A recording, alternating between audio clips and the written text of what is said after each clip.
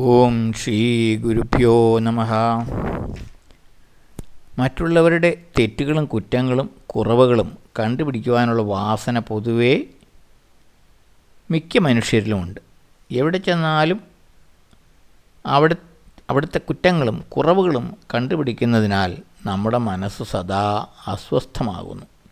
ഈ കാഴ്ചപ്പാട് മാറണം. തെറ്റും കുറവും ഉള്ളിടത്ത് പോലും നമുക്ക് പഠിക്കുവാനും ഉൾക്കൊള്ളുവാനും എന്തെങ്കിലും ഉണ്ടാകും. കുറ്റവും കുറവും കാണുന്നതിന് പകരം മറ്റുള്ളവരിലെ നന്മയെ കാണാൻ നമ്മൾ ശീലിക്കണം.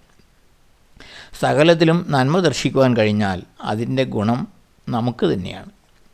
മറ്റുള്ളവൻ്റെ കുറ്റവും കുറവും കാണുമ്പോൾ അത്രയും സമയം നമ്മുടെ മനസ്സും ആ തിന്മകളിൽ വ്യാപരിക്കുകയാണ്. അത് നമ്മുടെ മനസ്സിനെ മലിനമാക്കും.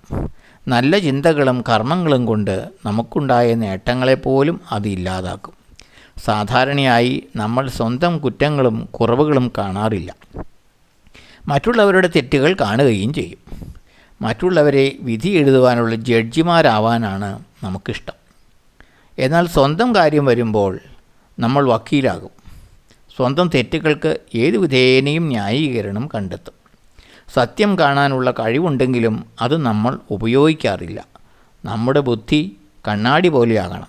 കണ്ണാടി നമ്മളെ ഉള്ളതുപോലെ കാണിച്ചു തരും. എത്ര നിസ്സാര വസ്തുവിലും വ്യക്തിയിലും എന്തെങ്കിലും നന്മ ഉണ്ടാകാതിരിക്കില്ല. പക്ഷേ അത് കാണുവാനുള്ള കണ്ണ് വേണം. ലോകത്തിൻ്റെ കുറവുകൾ നമ്മുടെ ശ്രദ്ധയിൽപ്പെടുക സ്വാഭാവികമാണ്.